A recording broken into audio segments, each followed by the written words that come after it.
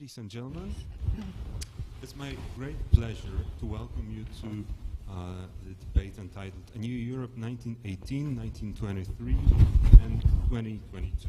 Memory. Can you hear well, or is there any problem? Yeah? Okay. My name is Bartosz Dziewanowski-Stefańczyk, and I'm co-curator of the exhibition After the Great War. The focus of the debate is discussing the similarities of the situation and the challenges or even threats to the new European order around 1918 and currently.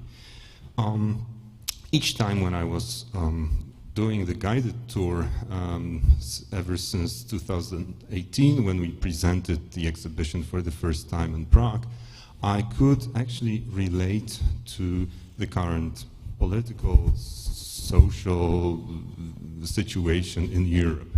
I would speak about the problems in Belarus after the presidential elections because we have similar issues that we tackle at the exhibition. I could relate to refugees during the refugee crisis because we also speak about refugees at the exhibition. I could speak about Spanish flu because during the pandemic. And then I could also speak about Ukraine, unfortunately. This brings me to the necessity to compare the situation back in 1918 and today. Oops. I don't want to spoil the debate by saying too much about it. So I will focus now briefly on a book published recently in the series Remembrance and Solidarity, established by Routledge and the European Network Remembrance and Solidarity. This book, which broadens the scope of the exhibition and which we would like to present during this debate. It was edited by Professor J. Winter, who will moderate the debate, and by myself. This set of essays introduces readers to new historical research devoted to the creation of the new order in East Central Europe and the period immediately following 1918. The book offers insights into the political, diplomatic, military, economic, and cultural conditions out of which the new Europe was born. We were successful in bringing together a group of 15 experts from various countries. We tried to give equal attention to both the Western and the Eastern Front while violence continued in multiple forms over the following 5 years, and we show how state building after 1918 in Central and Eastern Europe was marked by a mixture of innovation and instability. Therefore, the volume focuses on narratives related to conflicts and violence, those related to the recasting of civilian life in the new structures and institutions, as well as those related to remembrance and representations of these years in the public sphere. The volume was written shortly before and during the COVID-19 pandemic, which is a proof that in this difficult moment you could actually create something. So it was created at the end of the long centenary, which in Western Europe started in 2014. However, at that time, it was hardly acknowledged in East Central Europe, which shows how different our collective memories are. Then there were centenaries of various battles and of the October Revolution. Again, these were not commemorated in East Central Europe. Rather, the experts would speak about them. In that region, however, celebrations, because that is the word which reflects those, the memory in East Central Europe, started only in 2018. There were various state programs, cultural events, publications, etc. The official remembrance will last until this year or even until 2023 in our region or in most countries. Historians very often use anniversaries to publish. We make living thanks to them. However, the long centenary made it possible for many of researchers not only to publish their books, but also for the public to acknowledge the importance of the centenary and to get more familiar with the events that played out more than 100 years ago.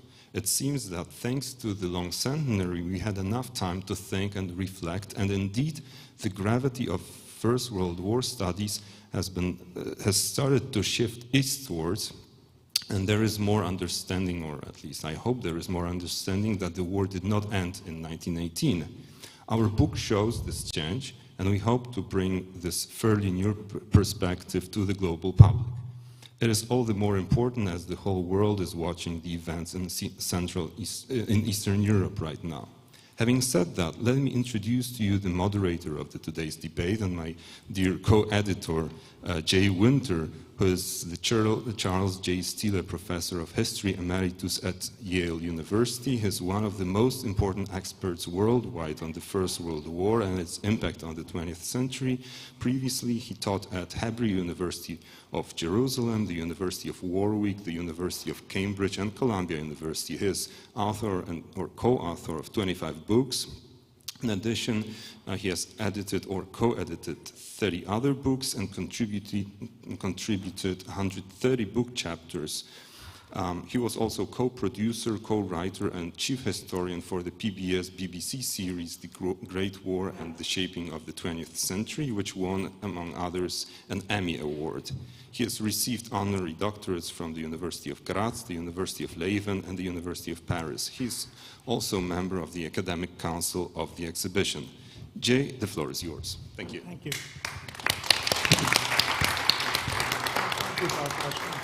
Thank you, everyone, for coming. What I think will be perhaps important and useful is to immediately acknowledge that this exhibition requires us to say that discussions of war and peace in the early 20th century cannot turn away from the parallels with the suffering, killing, and crimes committed in Ukraine. We have to start there. It isn't a background issue, it's a foreground issue. It's an essential issue of conscience as much as of scholarship. And therefore, there will be, I think, an opportunity for us to engage as scholars with the colleagues on my left and right, and with the audience on issues of whether Vladimir Putin has put the world back to 1917, 18, 19, to the Russian Civil War, to the violence in Ukraine, to the section of the book that Bartosz and I edited on what I call the Second Great War, the war that continued from 1917 and the Russian Revolution to 1923 and the Treaty of Lausanne. Partly this project, the necessity of focusing on Ukraine today, comes from my personal contempt for the historical outlook of Winston Churchill, a man who has, shall we say, a varied press in Ireland. Now, Churchill actually wrote these words. There are many things that Churchill said that many people would prefer to ignore. Let's try this one on. The way he talked about the period was 1918-23, the war of the giants has ended, the war of the pygmies has begun. His racial contempt for Africans is something that he developed lifelong. But the notion that what happened in Eastern Europe is not a continuation of what happened in the First World War is something we historians have taken decades to escape from. So part of the purpose, not only of the book, but also of this discussion, is to talk about a decade of violence, the likes of which the world had never seen before. And to see to what extent 1918 to 1921, or if you will, 23, since that's the last treaty of that period in Lausanne, whether that violence has been more formative and creative in the construction of Europe today than historians have given credit for. And we have to recognize the significance of this period and an understanding of just how cruel and criminal the war that Vladimir Putin launched has been. So the idea that historians don't make moral judgments is one that I've thrown away a long time ago. I'm old enough to do that, I think. But I think there are moral issues on how we interpret the period 1917 to 21, 1918 to 21, and starting with the Russian Revolution, that we need to reflect on. So with that statement of my personal position, which I admit has a personal signature and nothing at all, Bartosz and I have done a book together but the interpretation I just presented is mine and mine alone, for those who will criticize it. What I want to do, though, is to draw scholars of West, Central, and Eastern Europe into the conversation about this period, this delicate and complex period. And I'm just simply going to do it in terms of the order. This is your right, my left. On the far left, only in placement, is Professor Robert Gervat of the University College Dublin, friend of long standing and scholar of The Vanquished, is, I think, the book that has made the most impact that I've seen it. I must say, Robert, that I was in an airport before the COVID epidemic took off in Lesotho land, and your book was there. I just thought you should know that. There it is. Now, on my left, your right, you will see Dr. Oleno Palko of Birkbeck College, University of London. Now, Dr. Palko is Leverhulme Early Career Fellow at Birkbeck College, University of London, and a Junior Research Fellow at the Polish Institute of Advanced Studies in Warsaw. She has produced a very extraordinary set of remarks on making Ukraine Soviet, Literature and Cultural Politics under Lenin and Stalin, which was awarded the prize for the best book in the field of Ukrainian history, politics, language, literature, and culture from the American Association for Ukrainian Studies. Now, on my right, your left, is Jennifer Redmond, and I would like to simply start with the fact that she is president of the Women's History Association of Ireland. She has been president. I'll use the continuous past. Like ambassadors, I think you can use the word president for the rest of your life. Probably. And indeed will enable us, I think, to extend this discussion to Ireland. She is the author of Irish Women in the First World War Era, Irish Women's Lives, 1418, Moving Histories, Irish Women's Migration to Britain from Independence to Republic. And then on her right, your left, Piotr Yushkevich, is that correct? Excellent, yes. Exactly. All right. He's an art historian and professor at the Adam Mickiewicz University in Poznan, where he lectures at the Institute of Art History, and his work spans an extraordinary range of the history of art in the 20th century in many different contexts and indeed many different artistic traditions. Now, what I would like to do is first say that what we can make of this conversation is to engage in a matter that I think is difficult to do. It's to try to put ourselves in the first place in the shoes of those coming out of the First World War, literally turning their back on the trenches and on the ugliness of it. The way Reinhard Koselleck divided historical time was between spheres of experience and horizons of expectation. Well, let's just say at the beginning of 1919, January 1st, maybe even December 1st in Ukraine, what was the horizon of expectations of those either ending a period of engagement in war or moving to the unhappy position of seeing war itself mutate into other kinds of violence?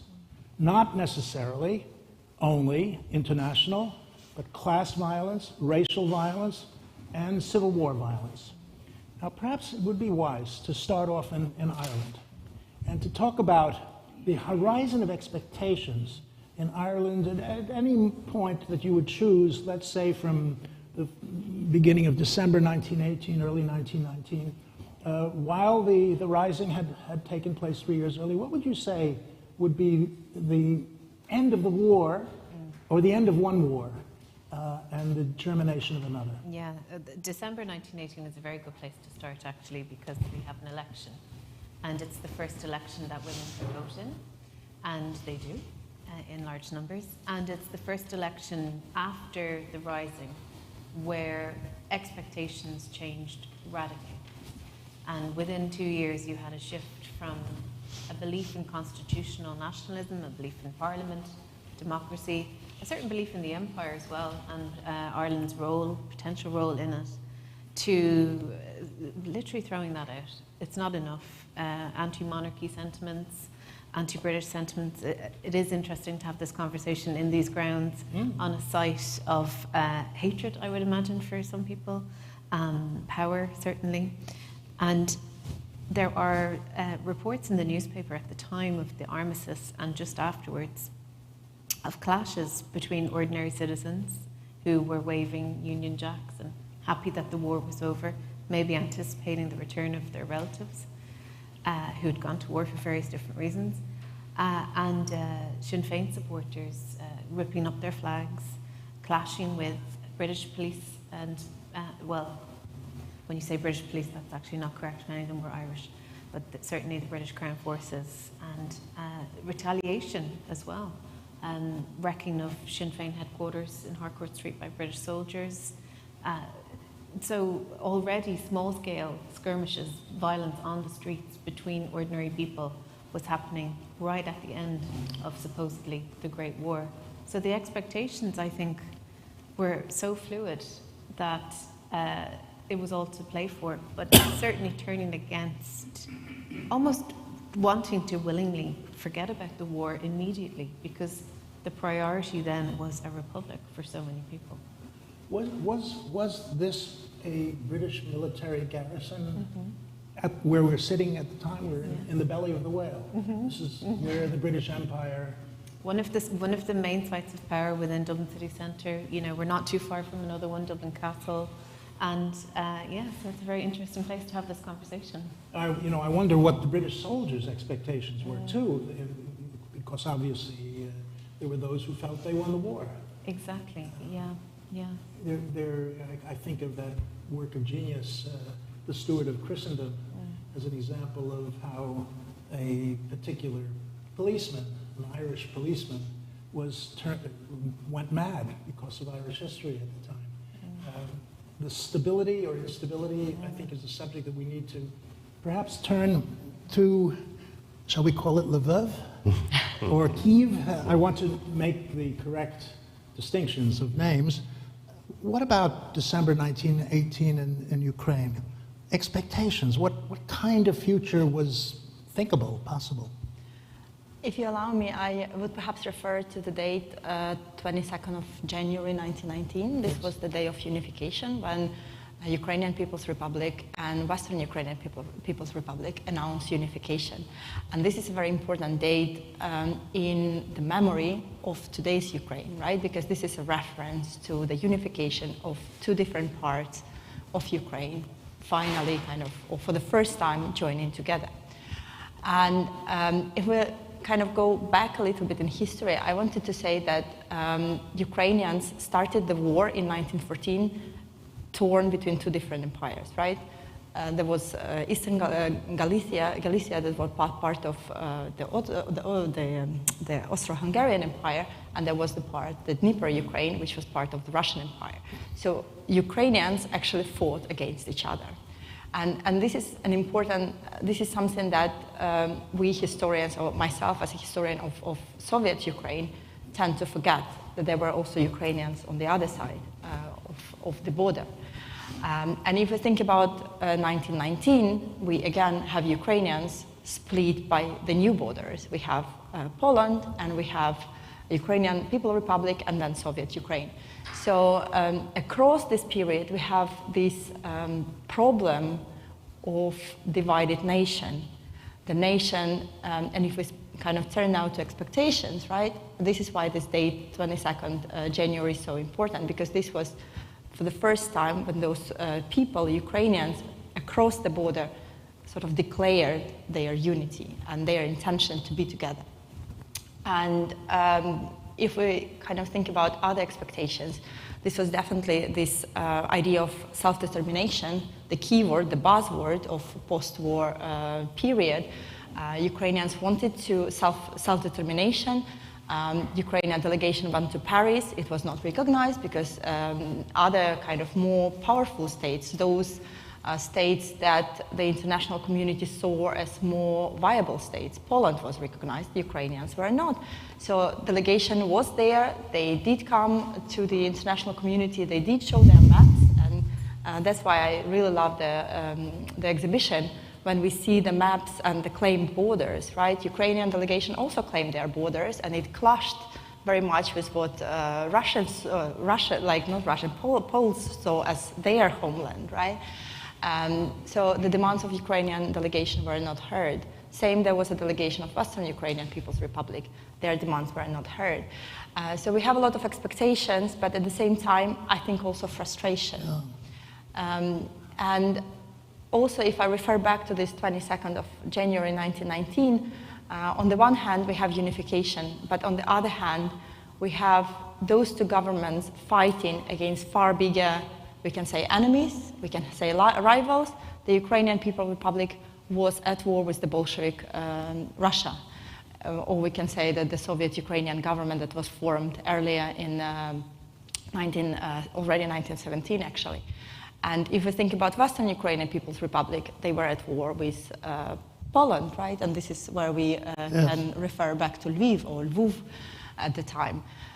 So we really have this, the context of a divided, not yet a nation, but an ethnic group that wants to be together, that wants self-determination, yet is frustrated because they cannot do it.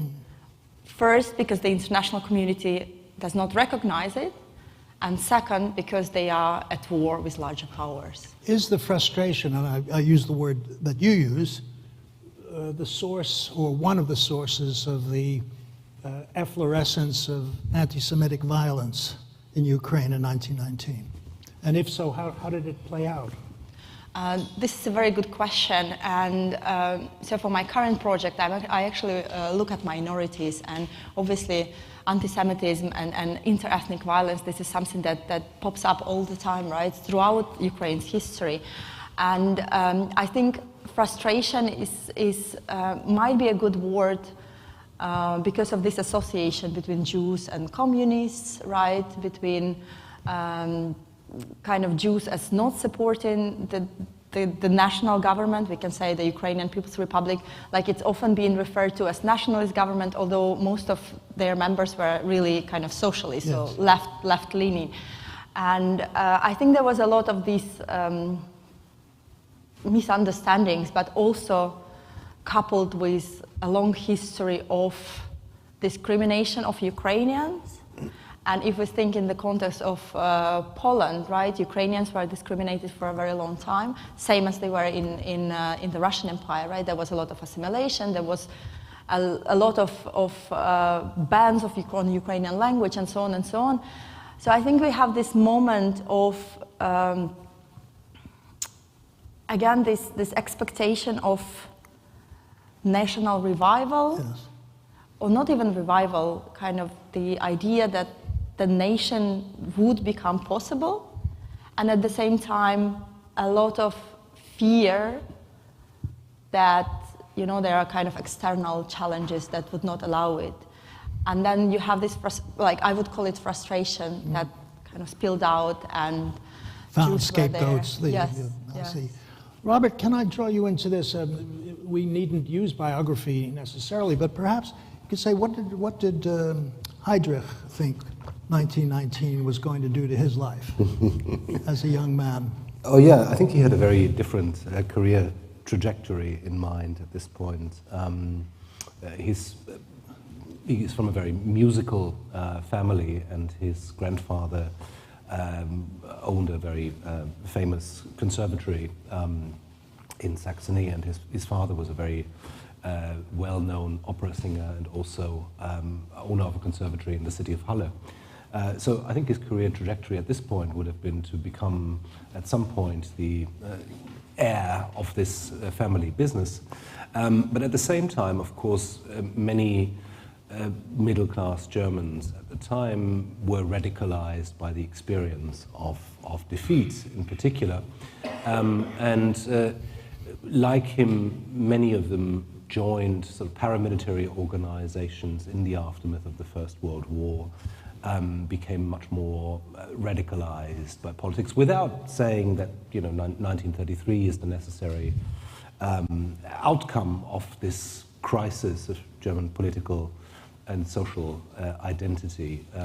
So I think obviously 1918 and the crisis of the following years leads to a reconfiguration of biographies in a major way, but with very different trajectories. Some people obviously move to the left, others far to the right, and so on and so forth. So it is a sort of major moment in which lives are transformed, not necessarily, not always for the worse, sometimes also, of course, for the better. I was going to ask you if you have any sympathy with the Peter Lowenberg psychohistory, saying that this is a moment when millions of young men had to deal with the fact that their fathers are not coming home, they're dead, 2 million German soldiers killed, that these young men who have lived without fathers during the war when they were fighting have to deal with the immediate aftermath of war and inflation and complete instability. Is it the case, would you say, that the Spartacus uprising, for example, may have validated for some the Judeo-Bolshevik myth that here Rosa Luxemburg, Liebknecht unfortunately was not Jewish for their purposes, but Rosa was, created precisely the fear that helped to shift their horizon of expectations towards radical action? Yeah, I think on the extreme right, that would definitely be the case. I mean, the idea of a Judeo-Bolshevik conspiracy had been pretty much around since Lenin's second Russian Revolution of 1917, and it spread like wildfire, not just in East Central Europe, but all the way to America, for example, where, the idea that the Jews were obviously behind something as subversive as the communist revolution was, had, at least in the ears and minds of some people, some value as an explanation of why it happened when it happened. And of course, it is true that within the upper echelons of the Bolshevik Party, there were a disproportionate number of Jews because they veered towards Bolshevism because of Bolshevism's colorblindness and because they, unlike their opponents, welcomed people from different ethnic groups and different religious backgrounds. So it was seen as a reform movement, and that the same reason is why you have not as many, but a number of Jews in the leading socialist movement in Germany as well. Nonetheless, I think when we talk about the dark side of 1918, it is still important to bear in mind that if you look at the first election results in Germany, there's a strong majority pro-democracy, an overwhelming majority. People welcome initially the end of the war. I think it's over. There's an opportunity for peace and hopefully prosperity, for democracy. It's a moment when 50% of the adult population has the right to vote, which I think is obviously a huge moment in the history of politics. And Germany is one of the first countries in Europe to introduce the female active and passive right to vote. So there are many positive moments as well. So I think we need to emphasize this kind of almost contradictory moment, massive amounts of violence, the fact that for most Europeans, the 11th of November 1918, a date which is of course invested with a lot of meaning in Britain and France in particular, is very much meaningless in large parts of Europe. But at the same time, we have to see that there are also strong kind of positive developments. This notion of a dialectic between violence and regeneration is what I think we see inscribed in every single part of the exhibition. I wanted to draw Piotr into the conversation. What I thought of when Robert was speaking is what do we make of Dada? You know, Dada is in some ways a revolt against the mobilization of art and the academy and universities in the murder and destruction of an entire generation.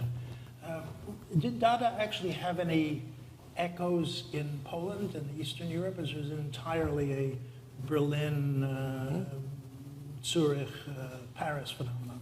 Yeah, we can say that Dada was important also for the artists from Eastern Europe. But usually it was a combination of Dada, Futurism, and some other artistic movements.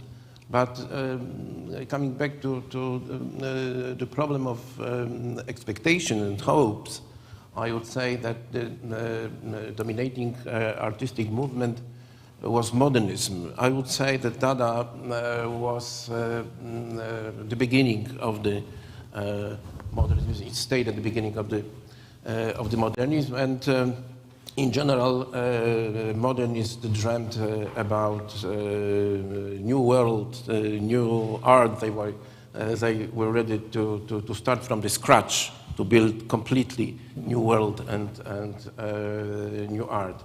And they used the word regenerate. It was very important for the modernism because they wanted to regenerate almost the whole world.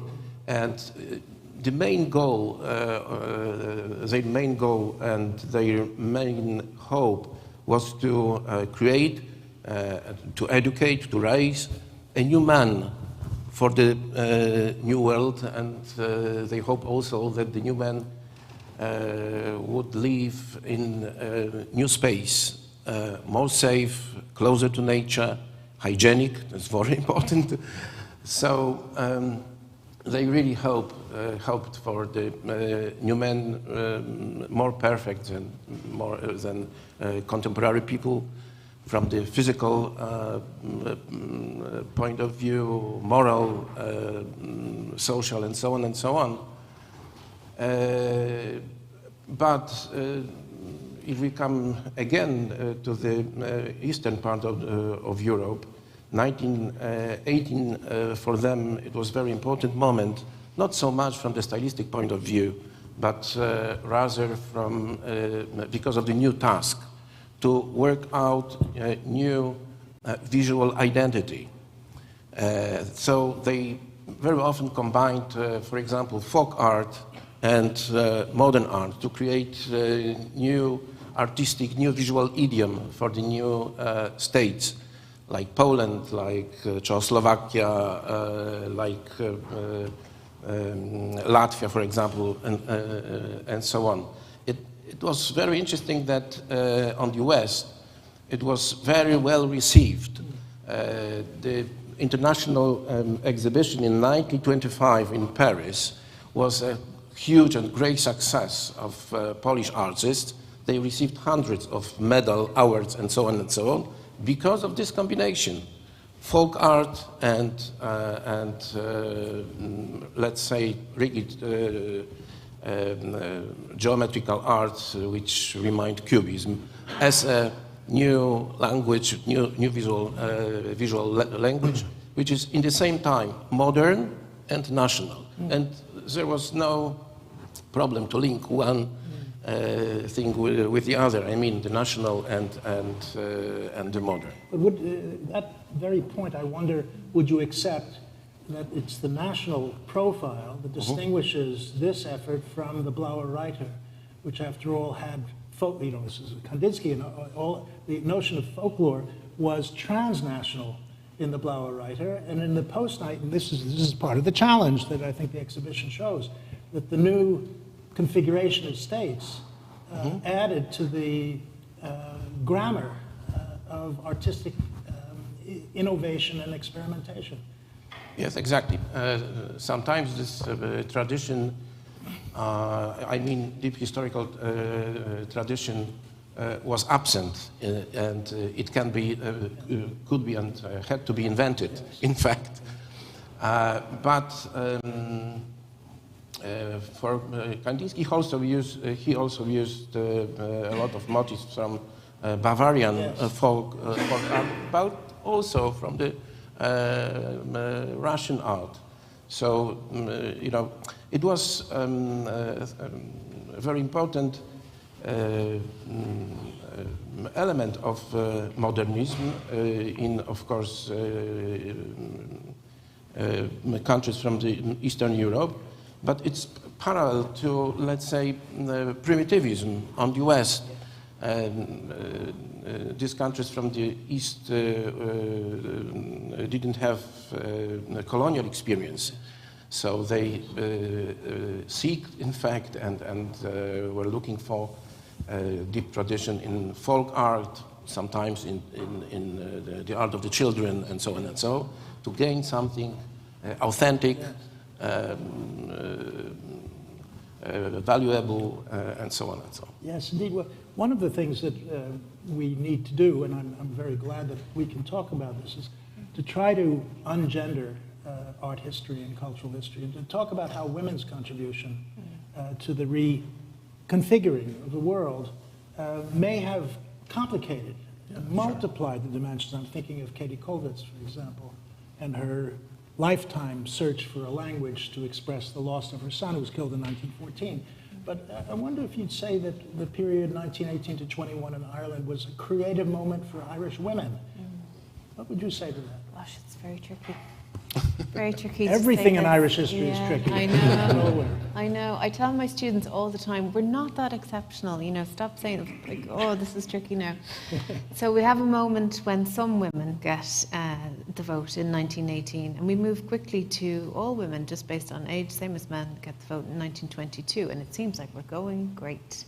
And then we are not so much.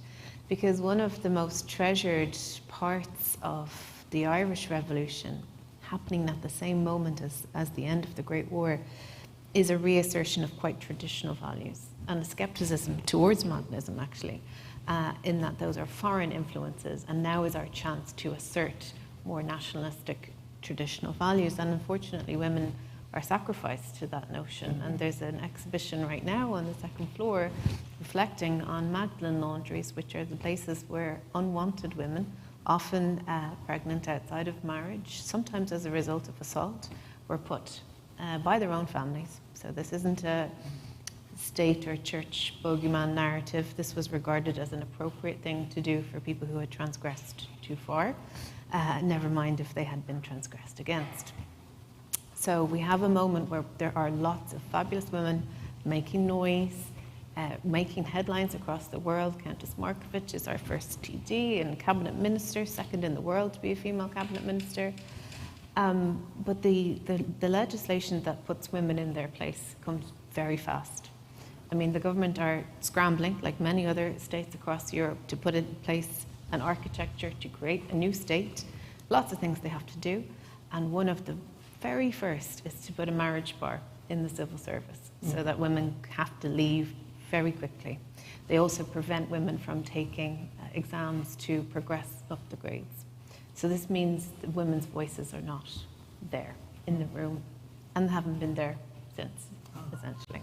Well, I wonder whether Ukraine is an exception. Was there room for the development of artistic and cultural life for Ukrainian women in the period 18 to 21? I'm thinking the Russian parallel, with Chagal, Vitebsk, and these wonderful moments until they got stamped out, by the party. Was this also a moment of artistic creativity in the history of Ukraine? Oh, well, definitely. Actually, it's maybe as an anecdote. Now I'm currently based in Warsaw, and the Polish government acquired 14 paintings by Chagal, right? And now they are in the National Museum in Warsaw. And I went there with my sister, who was forced to leave Kyiv, and we went there, and there was a tour. And actually, a woman said that this is the Russian painter, right? Because he was kind of in Russia. And my sister was asking me, but why don't they say that he's Belarusian? Vitebsk is in Belarus. And I'm like, and I asked my sister, why wouldn't they say that he's a Jewish painter? Because, you know, so, and I think this anecdote is really very appropriate to understand this particular moment of 1919, 1920, just the end of empires, the rise of new nation states. Who were those people, right? And like, where did they belong, right? Whose part of cultural heritage they are? But actually, if we speak about artistic creativity, this was the end of the revolution was really a period of a huge spark in artistic creativity. And this is what Piotr already said. One of the reasons was this creative combination of old and new. Yeah. We still have modernism. We can say that it's old modernism because it started at the beginning of the 20th century. But at the same time, there is futurism. There is revolutionary proletarian art, which we shouldn't forget, right? Because the October Revolution, it really gave a spark to huge amount of also artistic expectation, right? For liberation, for kind of art that would transcend borders. And we see also a lot of artists who joined the Bolshevik Party, who supported the revolution, and kind of by trying to create something new. So actually, if we think about Ukraine, and this is what also one of the problems is in the challenge of decolonizing, yes. Right? The Russian Russian art, because when we see a lot of kind of what we call Russian avant-gardists, many of them were active in Ukraine, yes. Were born in Ukraine, and so on and so on.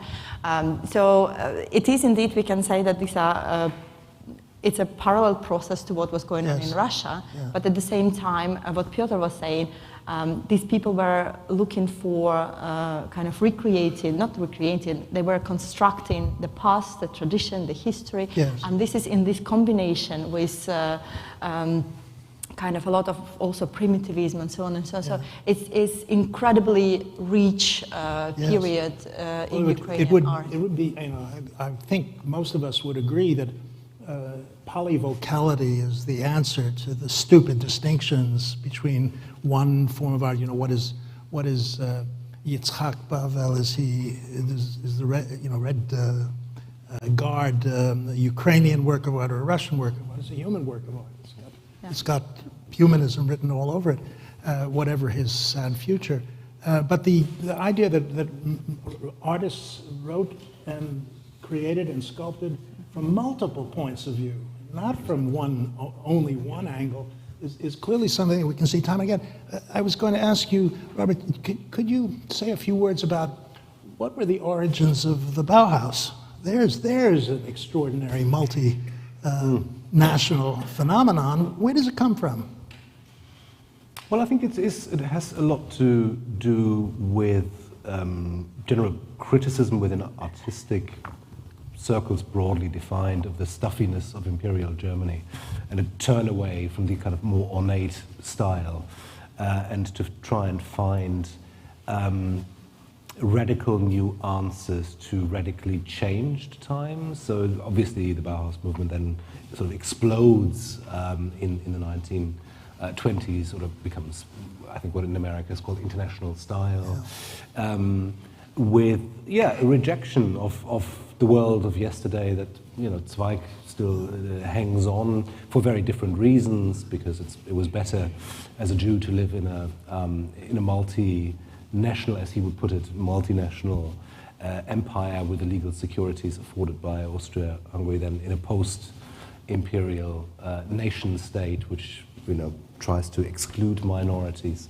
But for the Bauhaus, I think it's the like for many artistic movements, I think the crisis provides an opportunity. In the same way, I mean, if you want to relate it to modern times, you know, the pandemic has led to a marked increase in productivity of books, for example, which I didn't expect in some ways. But you're a living proof, Jay. Not only have you published this wonderful book, but I also am aware of 2 other book projects that you managed to finish. So I think in some cases it's that kind of energy of crisis, which translates into... Did the Bauhaus inspire a rethinking of the boundaries between the artisan and the artist in Eastern Europe as well? Yes, we can say that, but for the Bauhaus, one thing is important, that they also relate on tradition. For Gropius, Middle Ages was the peak of artistic, let's say, craftsmanship. It's a mixture of art and artistry. Yes, exactly. And for him, workshops from the Middle Ages was the pattern how artists should cooperate with one another. So even in such cases like Bauhaus, deep artistic past was very important. Yes. Like for Mihailo Bojczuk from the Ukraine, who tried to recreate traditional icon painting. And many artists from Poland, many women artists from Poland were active in his school. He was known in Paris, he studied in Krakow, so it was really complicated relationships of different patterns of nationality, different patterns of artistic past tradition, and so on and so on. Really fruitful time. Would you say that some early Bolshevik, I won't call it Soviet yet until 1922, some early, shall we say, liberal approaches to the freedom of art in the Bolshevik, in Bolshevik Russia was attractive to artists in other parts of Eastern Europe. We've not talked about what I would call the moment before the Russian Revolution froze into the ice of the Stalinist period. But we need to do justice to the fact that expectations of what the Russian Revolution would be were varied and multiple. And I would imagine among artists as well. That was, I know that to be true in France. I wonder whether it was true elsewhere in Eastern Europe. Sure, you know, Russian avant-garde was attractive not only for artists from Eastern Europe, but they cooperate. For example, the constructivist movement in Poland was very strong, and Władysław Strzemiński cooperated with Malevich, with Rodchenko, Tatlin, and so on, because Strzemiński was an officer of Russian army. And he was wounded, and after that he resigned, of course, and he became an artist.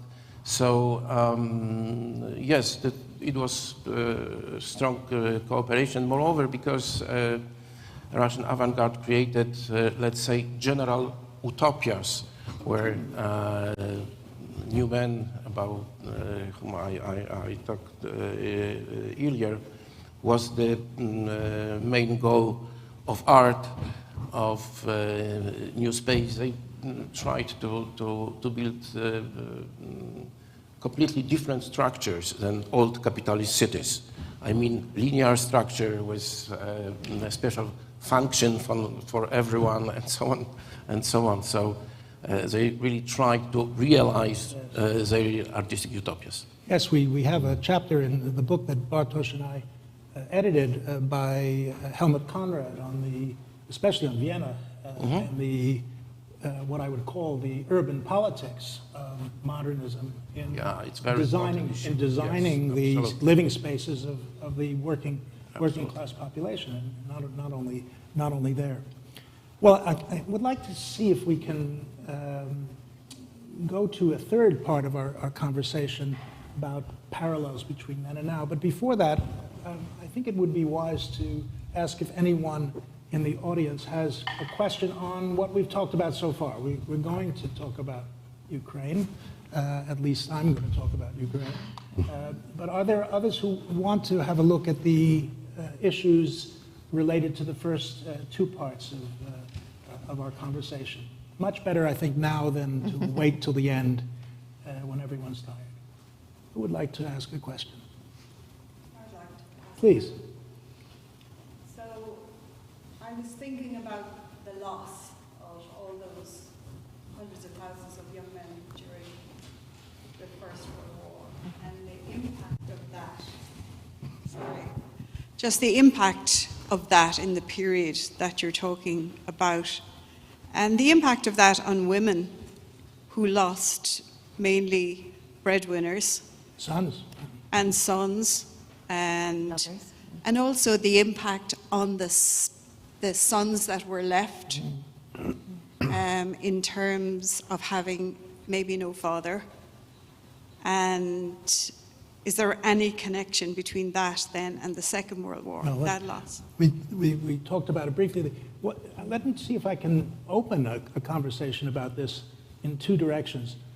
First is that one of the convictions that I spent years trying to persuade other people to believe is that what the First World War did was not only create extraordinary impulse towards modernism, but an equal and opposite movement back towards romantic, religious, and classical art. And the most specific location of such turnings back are war memorials. With Robert's colleague John Horn, Robert and John have been immensely important in creating the historiography of the period 1918 to 21. This must be 30 years ago when I visited John to take a look at the war memorial that Edmund Lutyens created in Dublin. The problem was it was covered by grass where only horses grazed. This is before the moment when the First World War became a reality in Irish commemoration. It wasn't possible to admit it. And the claim I make is that when people mourned in public, they did so at very local memorial sites that mattered because that's where their sons or husbands or brothers went to. And when people designed them, they didn't use modernist tradition because modernism is wonderful, it's disturbing, exciting, challenging, but it doesn't help people mourn. That's the claim I did 25 years ago. I still haven't persuaded most of my colleagues, I think, about it, but it's the other side, I think, of the artistic legacy of mass death, which is a return to what I would call older forms. And you know, I agree entirely that the distinction between old and new is silly. It's not necessary. We don't need to go that way. But one of the things that matters, I think, is 1918 to 21 is a period of the recognition of mass death as a reality in the lives of most, I'm not sure if I can say most families, but a very large proportion of the families of Europe, East and West. The problem is, in East, it got truncated. In Russia, in particular, 2 million dead soldiers.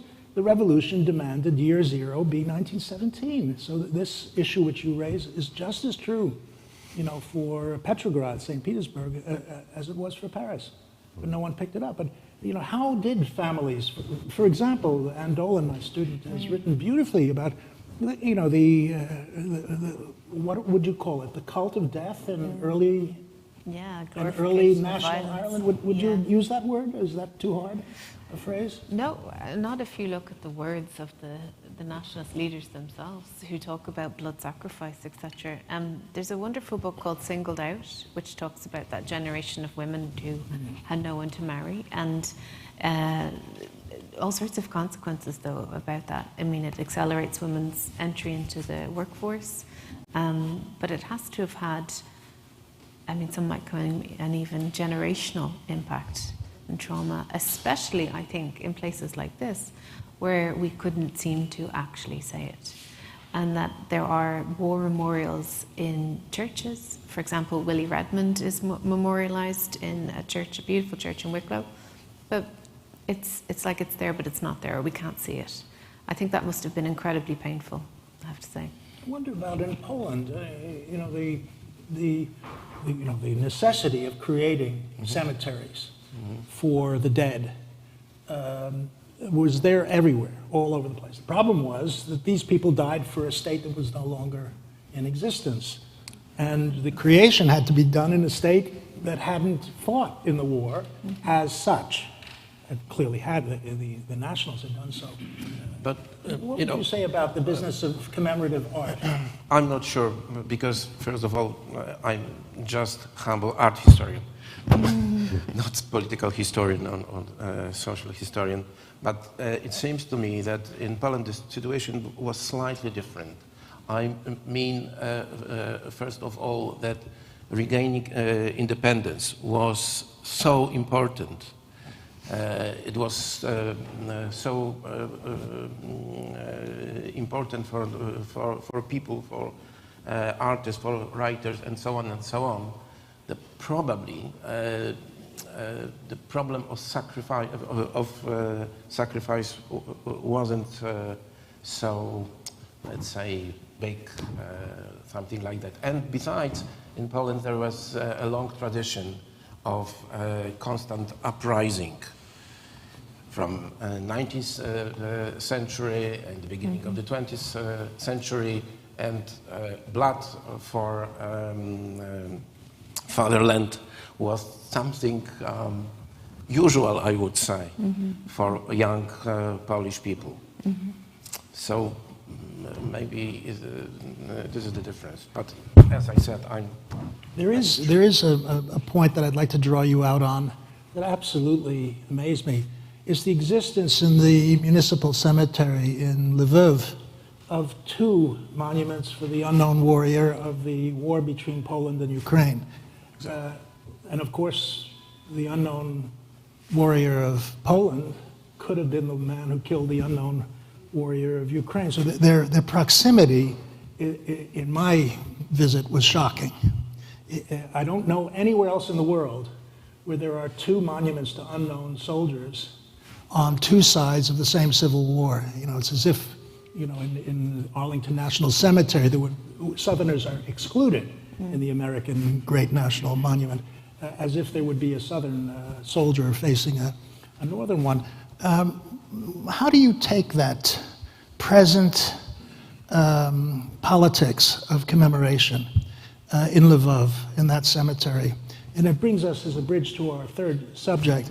There are the graves in the same cemetery of Ukrainian soldiers who died in 2014, next to the graves of those who died in the Galicia division of the SS in the Second World War, as if it's the same struggle. I'm not for a moment going Putin's way, believe me. But the geography of that cemetery brings them together. How do you respond to that? Well, what I can say that the example of Lviv, this is of course a very recent phenomenon, right? And this is, I guess, a result of a huge work, diplomatic work between Ukraine and Poland. Yes. And I haven't worked with this topic, right? But I would say that this reconciliation was possible only because there are questions which were not discussed, or which the governments don't want to discuss. So by agreeing on, you know, those victims Yes. of 1919, Yes. we don't speak about the victims of Volhynia massacre, we don't speak about the Second World War, we don't speak about SS Halichina, and so on and so on. So I think it's as if a diplomatic compromise. And this is, I mean, I would say, again, this is kind of like, I don't know whether it's really kind of what happened, right, in this dialogue, but to me, I think we are ready to, at some point, with kind of by we, I mean the Ukrainian government or the Ukrainian nation, we are ready to agree on something, but not on other things. Of course. Well, that's very persuasive. Just to bring it, I suppose, back to the current moment, Robert, how would you respond to the claim that the fighting going on now in the east of Ukraine is very similar to, not identical to, but very similar to the fighting that happened in 1919, 1920? Well, there is, I think, something quite persuasive about it, and I feel often when we talk about the past and its importance for this particular conflict that is unfolding in Ukraine at the moment, we're often talking about the wrong wars. We're often talking about the 1990s and what has been done right and what has been done wrong and who has made what promises, or we're talking about the Second World War. But we rarely ever talk about the First World War and particularly its bloody aftermath, which of course brings the first Ukrainian independence in this period, which sees conflicts, attempts. We could talk about, the trauma of this period for the Ottoman Empire, the Sèvres complex, but no one's talking about in relation to Putin, about the Brest-Litovsk complex and the attempts of subsequent Russian regimes to retake that territory that was lost as a result of Brest-Litovsk. And I think in terms of the fighting that we're seeing, there are certain similarities in terms of civilians being deliberately targeted. It is really in this period that we're talking about that we're seeing a massive civilianization of armed conflict, which begins in the First World War, which is somewhat ironic because in the previous decades the international community had spent a lot of time and effort to try and codify war, right? To distinguish between civilians and non-civilians. And then 1914 comes and it sort of goes out of the window. And in this immediate aftermath, we see that civilians are not targeted as byproducts of war. It's the very purpose of the war is to use civilians in order to force them to leave, to create new ethnic realities or religious realities on the ground. So I do think that there is quite a lot in the argument that there is a sort of an element of historical continuity. Would you like to add to the conversation? Yeah, I actually wanted to say that for me there is one very important distinction between today's and kind of the period 100 years ago. If we think about the period 100 years ago, we have the war between different governments which overgrew into the civil war. But what we witness now in Ukraine to a certain extent is the opposite. Since Ukraine is at war since 2014, right? Not 24 February 2022. And by all definitions, we can say that that was also a sort of a civil war, right? Because it was the Ukrainian people were fighting against those Ukrainian citizens in those self-proclaimed People's Republics of Luhansk and Donetsk.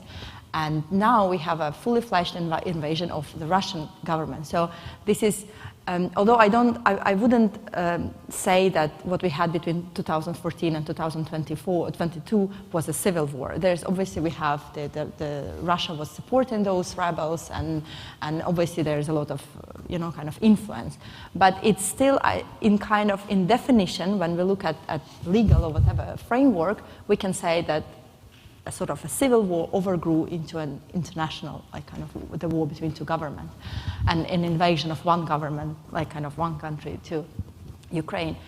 So I think this is an important distinction, and how basically, it's changed direction. But again, I don't want to say that there was purely a civil war in Ukraine. Obviously, Ukraine is at war with Russia, but how it was framed, it was as if Ukrainians were kind of, fighting against those wishing to separate. I think the boundary between the two positions is about how do we view the Russian Civil War? How do we view it? Was it a national war to create the empire that had been overthrown by to recapture Brest-Litovsk?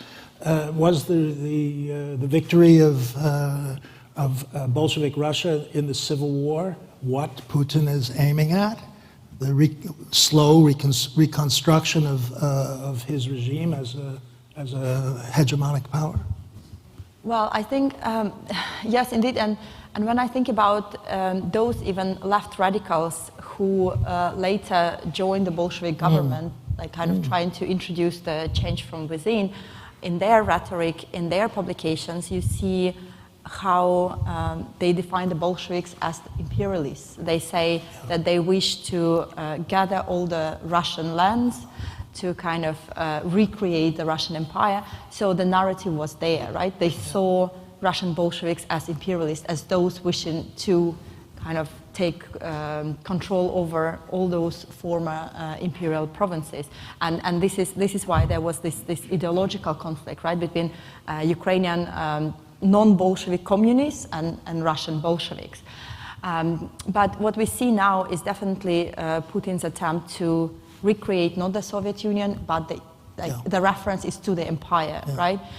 And this is why we see that in 2017, the commemoration of the revolution wasn't that big of an event, although you would think, right? This is the 100 years after the October Revolution, which created the Soviet Union and so on. So you would expect a larger impact or the recognition of the impact of the event, but it went almost unnoticed. I don't know if you've had the, pleasure is not the right word, had the experience of visiting the First World War Museum in Tsarskoye Selo. Because there you see it. Russia, before the Bolsheviks, had one leader, one army, and one church.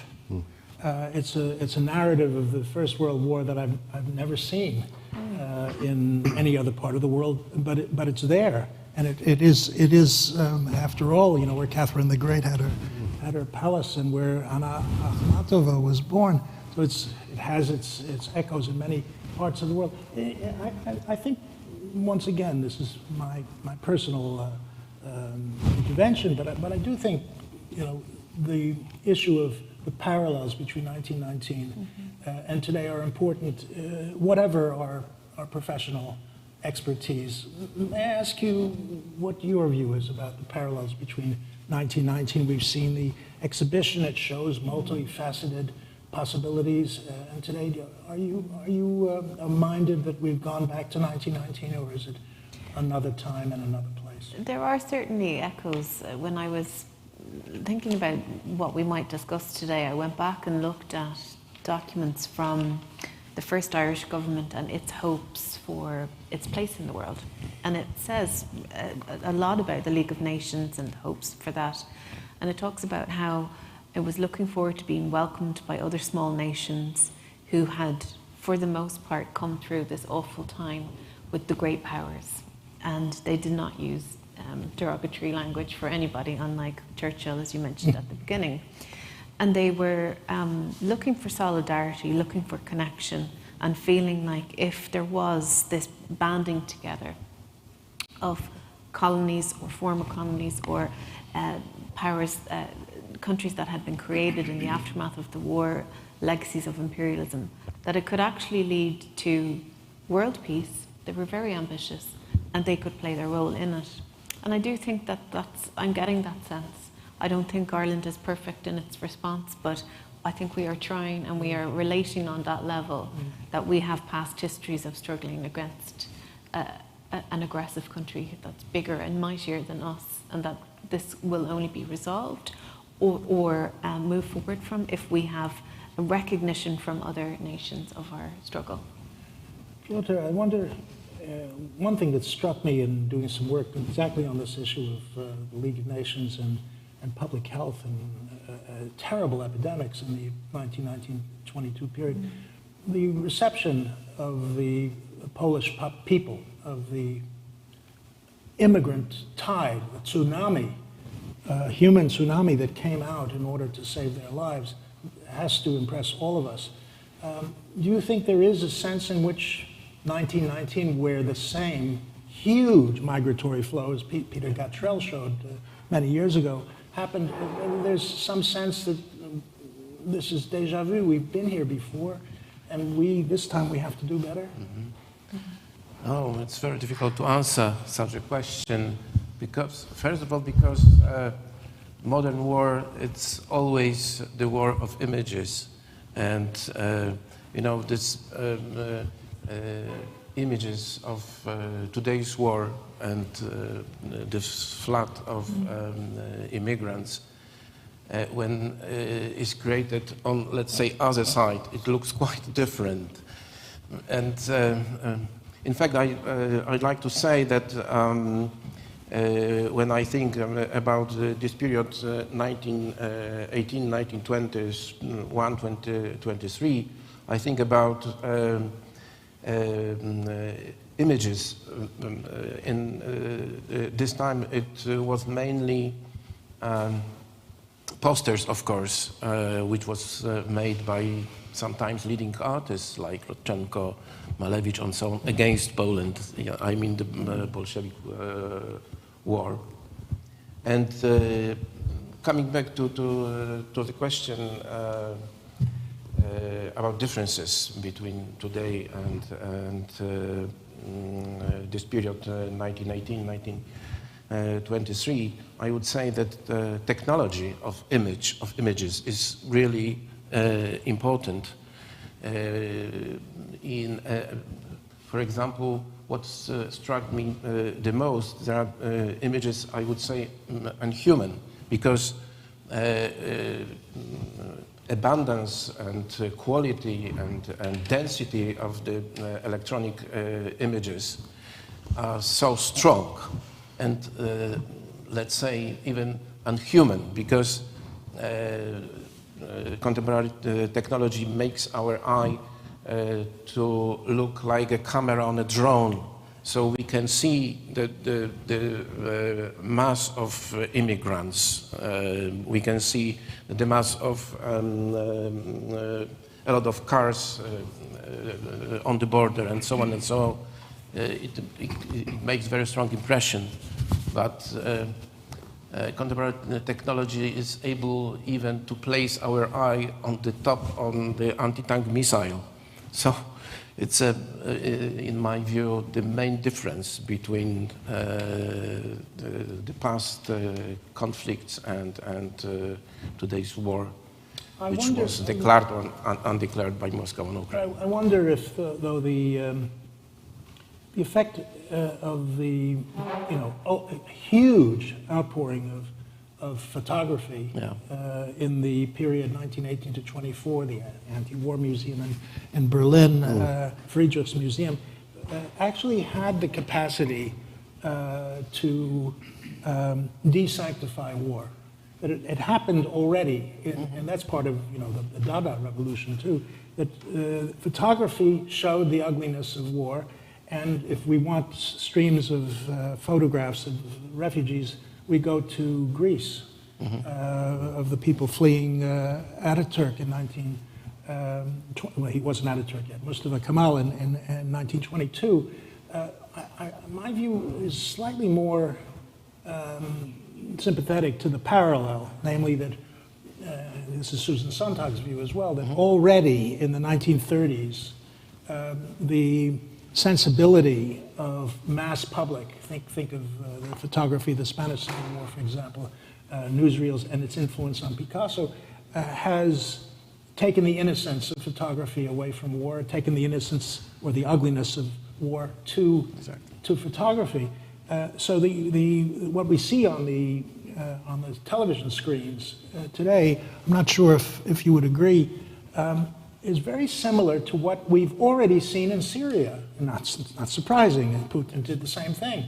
I don't know the same about Chechnya, whether there was the same avalanche of photography as there has been for Syria, but I'd take a slightly more, as it were, long-term view of the visualization of what Robert called the civilianization of war. The civilians are the targets.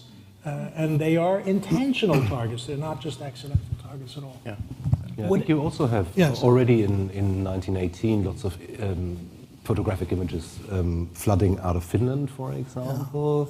Then, I mean, you mentioned Greece and Turkey in 1922. There are moving images of the burning of Smyrna, taken from one of the battleships anchored in the harbor.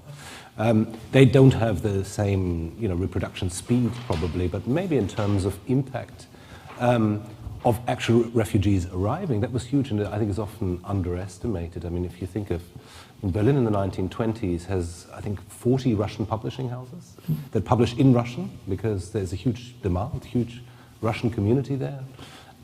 Plus, of course, the numerous Jewish refugees from East Central Europe that are fleeing from pogroms. And I think the impact is very visible. They're very much sort of there. People are conscious of this. It's a topic at the time. So in that sense, it is probably, there are elements of history repeating itself.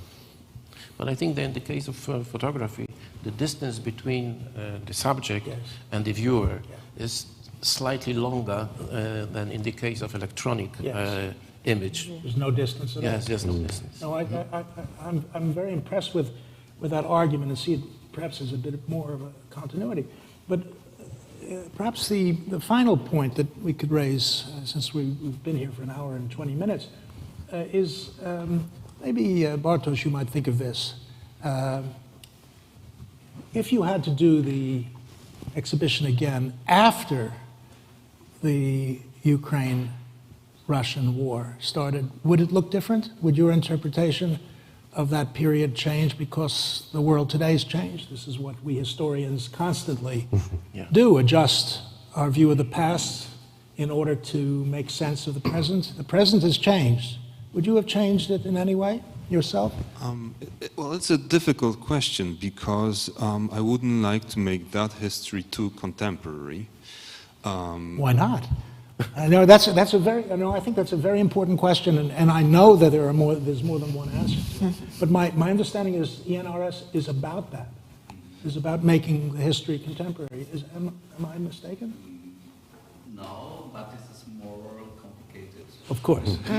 But I think the irony, I would say, as someone who was involved in the conceptualizations from the start, is that the pandemic and the conflict in Ukraine have made it much more contemporary than we anticipated at first. I mean, without us intending it to be a commentary.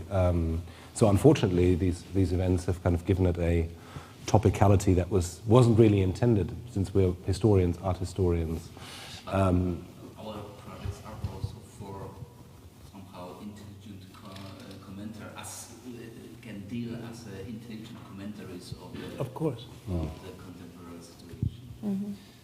But I think that I would draw more attention to those things that have happened between 2018 and today. So, as I mentioned in my introduction, the presidential elections in Belarus, the using of the flags, I think I would put more attention to these symbols. Plus, then, of course, a pandemic that would be much more interesting for people. And yeah, definitely the war in Ukraine, these lessons that we are drawing also from the period 100 years ago. But then I have a question to you as well. Because you're doing research on the League of Nations and the Lausanne Treaty. And that was the period when there were a lot of law regulations. The international law was being developed.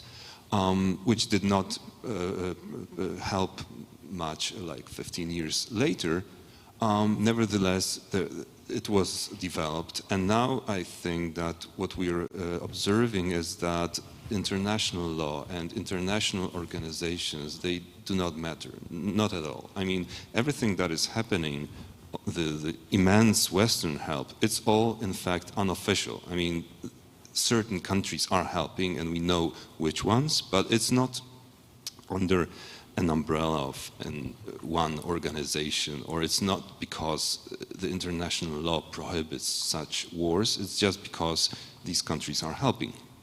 So, taking into account your research, what are the lessons that we should draw from that period in the near future? For example, next year we have the 100th anniversary of the Lausanne Treaty. Well, my brief statement is, as war changes, so does peace.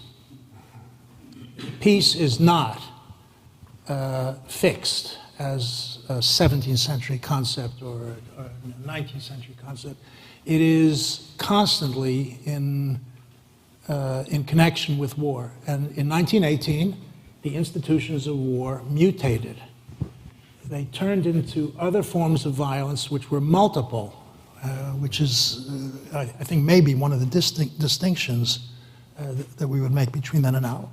But when war moves into forms of violence that are, frankly, barbaric, in which law has no bearing whatsoever, what we should realize is that peace is not a phenomenon that we know much about.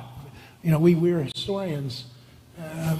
We historians know a lot more about war than we do of peace, because it's a phrase that I think has, as you put it, a legal sense, which is a nonsense, meaning that it doesn't have any sense to talk about peace in 1918 to 1921. But how many textbooks still talk about the interwar years as if war, peace, war? And we need to inject, I think, as this exhibition has, a sense of confusion between war and peace, which, frankly, I think is where we are today. I mean, how many years has the war in Syria gone on now?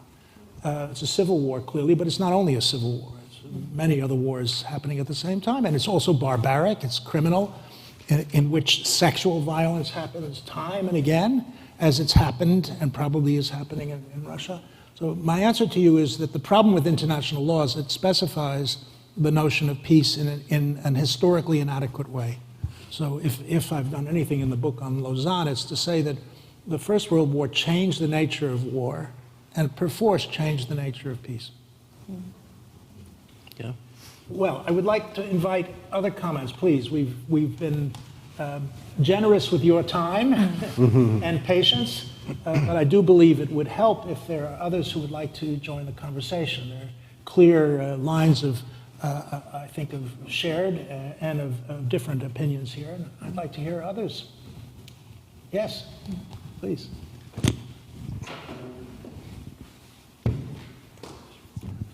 Sorry, this isn't from me so much as from our online viewers. Ray O'Leary says, thanks to all involved for this. He goes on to say, it is an excellent and important for Ireland and Irish people to see events here in the wider European context. One point I always make is that we don't realise how lucky we are to be the new, inverted commas, state, the only new state post-1918 to stay both democratic and free of foreign intervention afterwards, up to 1939 and beyond. It is often taken for granted, unfortunately.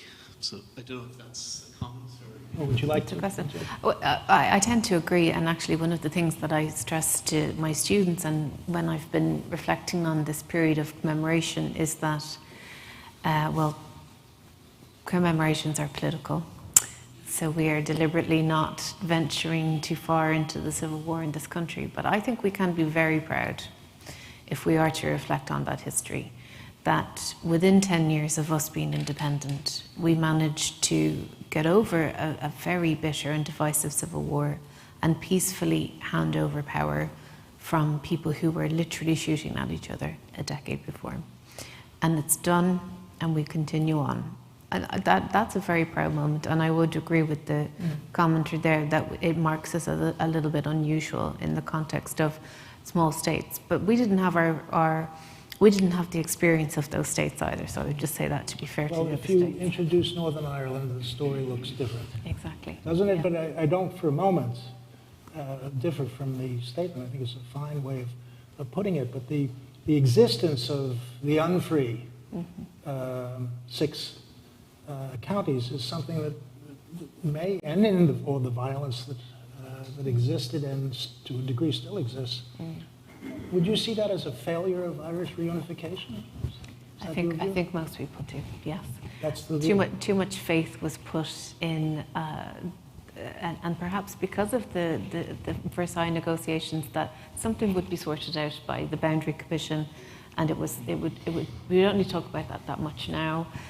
So in the debates on the treaty, Northern Ireland shamefully features a tiny amount of the debates, because there was just this idea we'd fix that.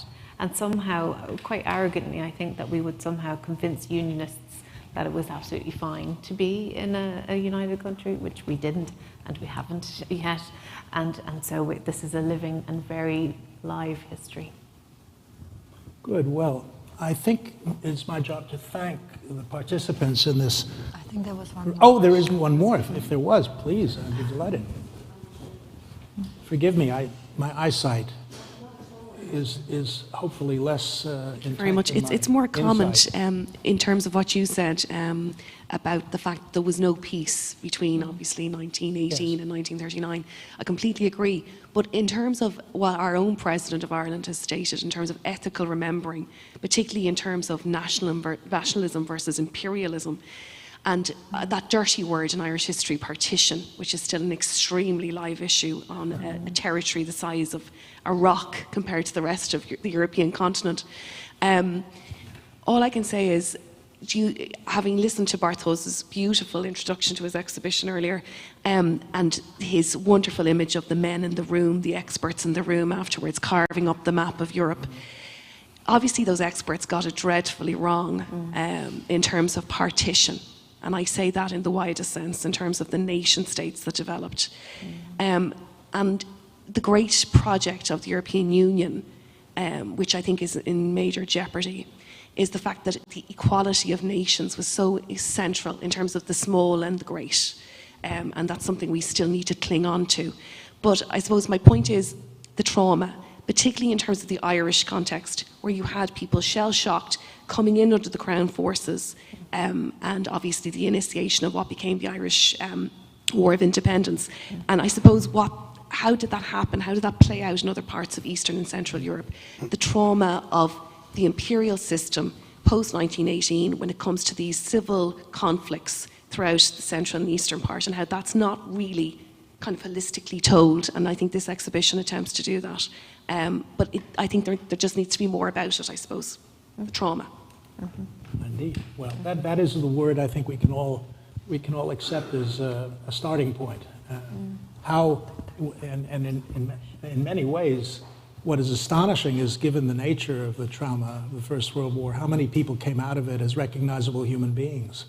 I'm entirely supportive of your view. Yes, there's an additional comment, I believe. Very interesting discussion. I'm particularly taken by your last comments in relation to peace, and I would be very interested to know your comment analysis on the viability of peace in Ireland post-98, 1998, should I say.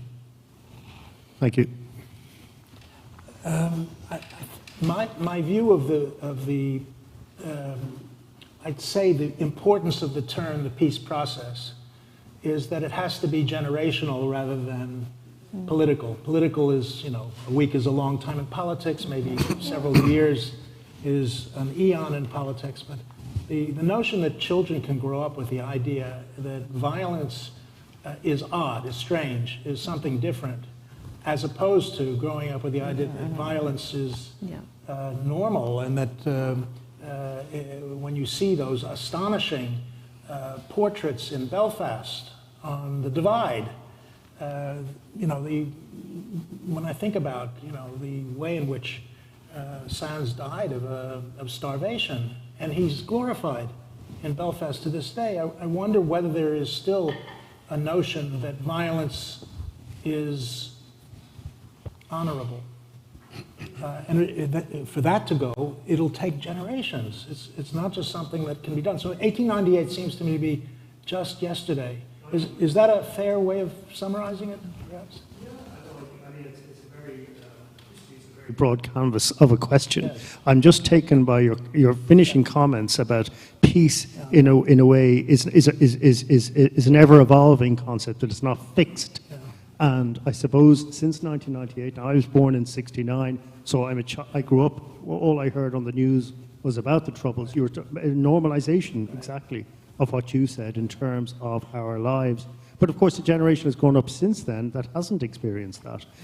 But I think that, there would be a lot of concern that the peace that was secured in '98 is volatile. To the point that, is it sustainable? Is it going to change? There's a lot of rhetoric, harsh rhetoric out there at the moment. So I was just wondering, did you, because, I know this is we're talking about a new Europe, 1918-23, but nonetheless, in this part of Europe, peace is still fragile. Well, I'd go a step further. My view is that Putin has made war on the whole of Europe. He hasn't just made war on Ukraine. It's a much bigger challenge because here is a violent campaign that will determine what peace means in the future. Only through his defeat can the word peace have, I think, a substance attached to it. If in some way he wins, and who knows what that might be, then I think once again, war changes and peace changes. If he is defeated and it is the Russian people who will ultimately make that decision, then I would say that there's a good chance that the word peace that is embedded in the European movement has a chance of survival. I'm just speaking. Robert, do you want to add to that, perhaps? No, I mean, I agree with you. Of course, with the Good Friday Agreement, there was at the time, I think it was quite rightly greeted as one of the very few peaceful resolutions of a civil war, which, the troubles were, it's a euphemistic term used for a low-intensity civil war. And then, of course, Brexit kind of unraveled it. I think my impression as someone who's not Irish, has been living in Ireland for the last 15 years, is that that was a situation with which everyone could live quite happily, depending on, if you felt British, then you were British. If you were Irish, you were Irish. There was no border. And that sort of, that is in danger right now, and it's not quite clear for what, but so we're looking at a very different situation. But I think we should remind ourselves people have been thinking about how to avoid inter-ethnic conflict since the end of the First World War, when the unraveling of mixed, ethnically mixed empires started. And the alternatives are not looking great, because we talked about partitions earlier on, which were of course introduced as a means to separate communities. It was intended as a way of avoiding civil war, and that didn't work out. And then in the case of Greece, they came to the suggestion, well, then we have to expel them all. We have to make sure that they don't live together. And that's obviously not a great option either. And the third sort of model was the minorities treaties, probably the best thing to have come out of the Paris Peace Conference. But the states didn't really want that. So in some ways we have to return to, I think, a conversation which includes failed attempts to prevent civil war from happening. And I think that, in all the basic principles, the Good Friday's Agreement was a great, probably the best sort of peace agreement of the 20th century. Well, on that note, I think we have reached the time set for this conversation to be concluded. And let me ask you to show in the usual way your thanks to the participants in this roundtable.